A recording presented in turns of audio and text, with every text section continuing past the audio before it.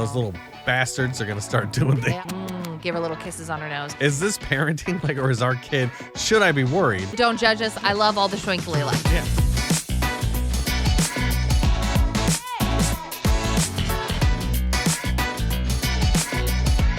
Hello and welcome to Nick and Kristen in the podcast. I'm Nick, that's Kristen, and we are a married couple that do a podcast together now that we're no longer on the radio anymore. Yes. We used to be on the radio. Not anymore. So far. Maybe one day again. Who knows? So long ago. I can't even remember the last time I was on the air for real. Yeah, it's been about 4 months. But 4th of July is over, and now we're starting to talk about Halloween season. I saw something on TikTok that showed, as soon as the last firework cracks, everyone starts getting all ghostly. Is that where we've moved Halloween season now? I don't feel I love Halloween. I love Halloween. That's my holiday. But I am not in the Halloween spirit yet. It's too hot. I'm not interested. For me, it's really when the kids go back to school. And you get that kind of first little crisp fall morning where I'm like, oh man, I got the Halloween fever. But I know friends that are the minute the fireworks are done are scouring. That's crazy. Because I'm sure that there's Halloween stuff still out at Target and all this stuff already. Yeah. Well, because they have to switch it to the next holiday. Well, I think they go back to school. Yeah, there's a back to school. Yeah. Yeah, because there's the summer thing's over now because we're July, so it's it's pretty much over. And they'll do back to school, and then the Halloween stuff comes right out. But I think that so I understand the excitement of wanting to get to the next holiday because it's exciting and whatever it is. But can I just say from a consumerism standpoint, it's really maddening because I went. We decided to have a very, very informal 4th of July party. We just had one family over essentially. And I went the day before July to the store to just get some tiny little decorations. And there was one tiny little shelf, half a shelf with just a few decorations, and I bought them all. It was little things that you can put up around the house, a little package of balloons, and some streamers. And that's pretty much what it was. It's if you want to decorate for the holidays now, you have to do it 3 months in advance. Yeah. Because when it gets closer to the day, they've already moved on to the next thing. And it's so frustrating because even now, it's I was oh, let's get some pool floaties for the kids. And it's hard to find now. Yeah. Because they're oh, summer's over. And it's what are you talking about? We're in the throes of summer. Yeah, this is what I need to find goggles and I need to find squirt guns. Because they're all going to break halfway through the summer. So yeah, that's a good point. They do that with a lot of the Easter especially. Yeah. So I'll go in and day of Easter candy's on sale or the Easter's gone or after Valentine's Day, the day of Valentine's, they've wiped out all that stuff and they're already putting out Easter. Yeah. It's whoa, I didn't buy anything for Valentine's Day. I need the Valentine's Day stuff. Yeah, and it's not because it's that at Christmas too. I noticed it really last year because we had put up all of our Christmas decorations. We do it the day. Oh, I honestly November 1st is when we do it. This last year we did, but usually it's the day after. Yeah, normally it's right after Halloween. We take everything down. We don't want to put all of our old stuff back up and then take it all down a couple weeks later. So we just kind of jump into Christmas. Whatever, don't judge us. I love all the twinkly lights. Yeah. But as we got closer to Christmas, we realized that Lily didn't really like her stocking. I understand that's a very first world problem, but she was oh, I kind of because she didn't get to pick it out. Yeah, she's never picked out her own stocking. It's always just been the thing that we had extra. So she was I really want a nice stocking this year, something that is me. And I was absolutely. And so 2 weeks before Christmas, I remember we went to Target and I was all right, let's go to the stocking section, and it was almost damn near cleared out. Yeah. And I was what is happening? How come we are not stocking for the holiday up until the holiday? I would imagine that they are buying enough stuff to get through the holiday. And then because they don't want to be left with all this extra inventory. Of course. But I mean, that's when you do the Easter candy sale. If I could find a Christmas sale like they do for Easter, where you go to Target or wherever you go and everything's 80% off. Yeah. I'll be prepped for the next year. I'll buy all the lights. I'll celebrate in January. And I understand they have to take a loss on that. So they're probably, or maybe they don't. I mean, they even, put it in a chamber and then bring it out again. It's the same candy from last year. I know. There's no way we're not lying. It's not fresh right off the Hershey assembly line. We know what it is. Yeah. But it's just, you have to be so on top of things now. Yeah. If you are like, oh, December 1st, I'd really love to go get an advent calendar. Like, sorry, you should have bought it in July. Yeah. It's like, there's nothing for you to get. And that's the part that upsets me, because it's like, I love getting excited for the holidays, but I'm not excited for Halloween right now, but I have to buy for Halloween right now. Yeah, or else all the good stuff's Or all gonna the good stuff's gone. Yeah, I'm not going to buy for Halloween. Well, maybe the candy. 'Cause we'll go to Costco and be like, oh, Halloween's coming, and then we'll we eat still that. have Halloween candy from last year. I know, but not the full candy bars. We'll get the full candy bars. We can't afford full candy bars all this year. those. I know. Yeah, we got to go back to the minis. We had one glorious Halloween where, and we didn't even give those away. we bought full-size candy bars and we just kept them for ourselves because we're spoiled. So parents, well, first, before we get into our parent talk, we're gonna discuss how addiction seems to be following our daughter. There's always something that we're trying to get her unaddicted to, and it's frustrating us. Yeah. But before we get into that, I want to remind you that we are sponsored by the Clark County Trash Pandas.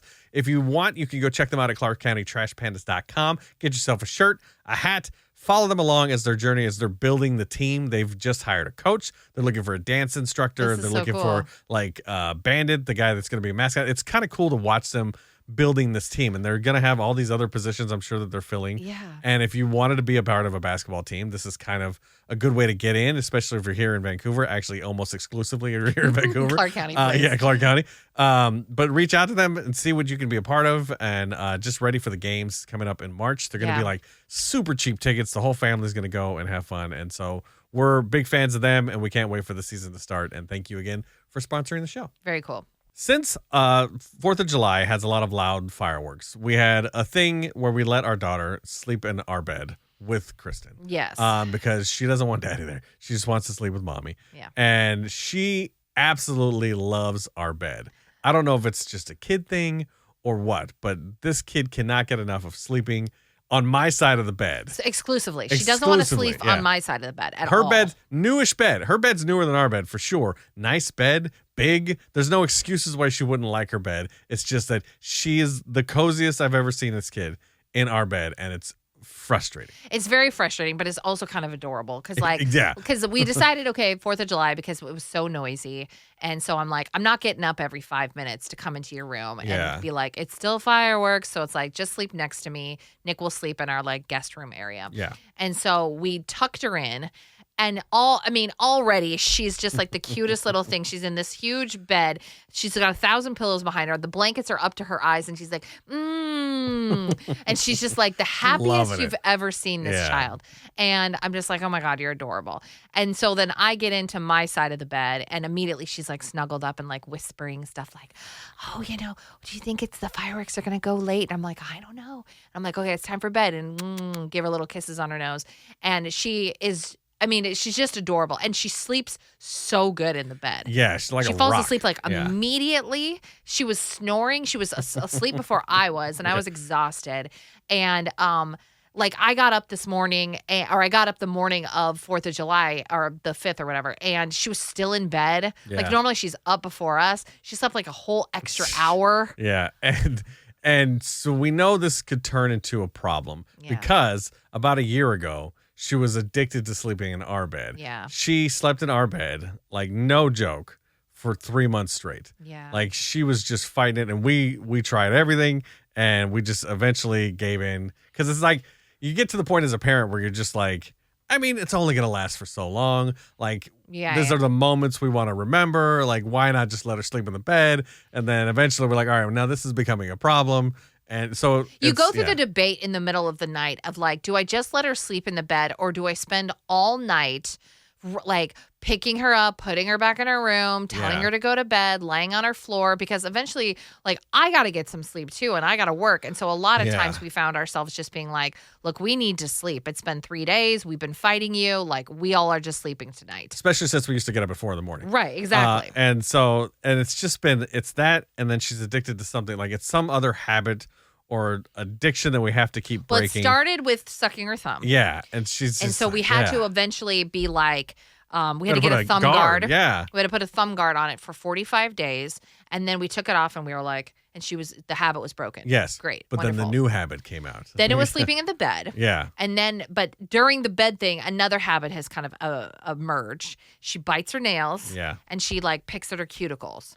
And I can't really say anything because I also pick at my cuticles like a lot. And she at one point she was like eating her, like chewing on her hair.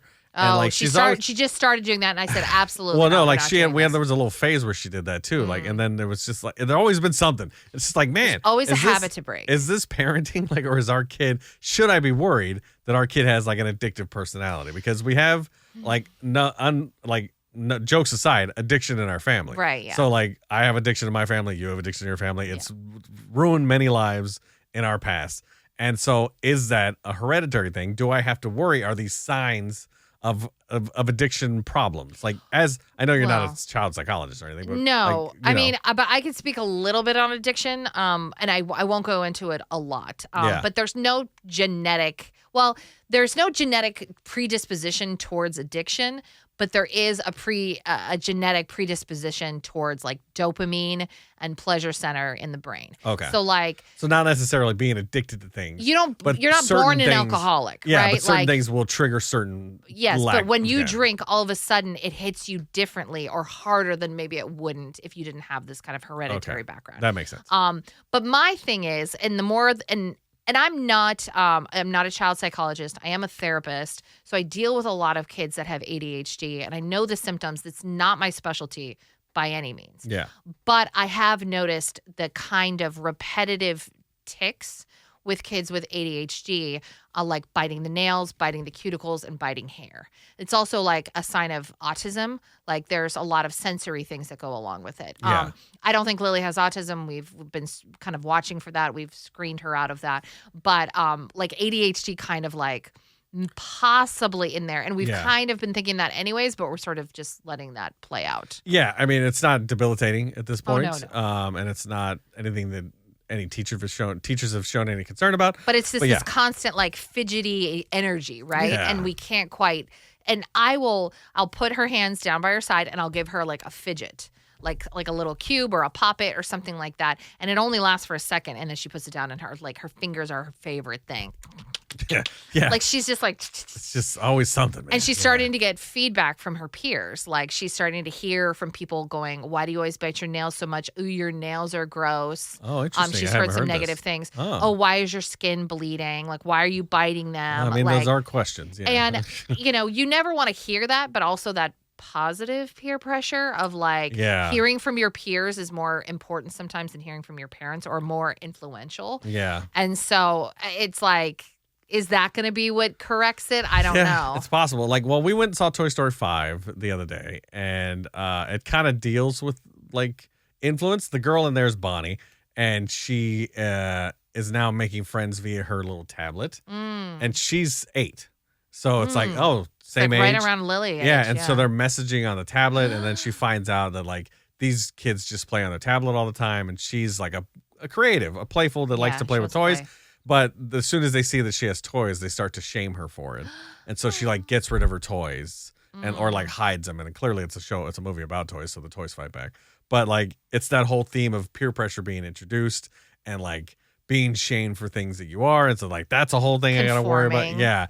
And there's things that we want to allow, I guess, like where you're like, okay, maybe if they think biting your nails is weird, you should stop doing that. But there's a limit to it, So. Yeah, I don't want it changing her personality. Yeah. And if somebody says, "Ew, your nails are gross," and it hurts her feelings, I feel awful about that. Yeah. But also at the same time, like if she looks and self-reflects and decides, "No, I like biting my nails too much. It's something I enjoy. Screw those people." Yeah. Or it's like, "Oh, maybe I should stop." Like this isn't a harmful thing for her to get rid of. Yeah. Somebody being like, "Oh, why are you so weird because you're so creative?" Like that's the thing. I'm like, no, you be you. Like as long as you're not hurting anybody and you're not disruptive. Yeah. Like you can't sing in the middle of class. Yeah. Yes, you can't do that. She would love to. She'd love to, but that's something we have to be like, you can sing, but in an appropriate environment. We can't disrupt other people. But it's just like, it's a good realization that she's at the age now where like this is going to start, like second grade's coming and those little bastards are going to start doing things. They all start having opinions about each other. Well, I mean, we saw it definitely this year. Yeah, like, for sure. There was comments that people made to her, even in kindergarten, because she used to get like a little bit of acne on her head. And like people would say like, "Oh, why do you have bumps on your head?" And she was like really she was like asking for bangs. And I was like, no. We don't change that. And like we went to a dermatologist and everything. But like it's just people start commenting on little weird things. Yeah, they don't get mean about it though. I think that they're just pointing it out. This is the phase I think she's going to start stepping into the mean kids now. I hope not. Because I've heard a couple of the bus that are mean. Not to her like necessarily, but just kids. So it's like I'm not ready. I know. It feels like like I'll there's punch never a kid. I mean, I won't punch a kid. But I might punch a kid. There's no break between the worry. Yeah. Like it just goes from one parental worry to the next of like, oh, now here's the next thing I get to be worried about, you know? Well, if your kid is showing signs, don't worry. It's normalish.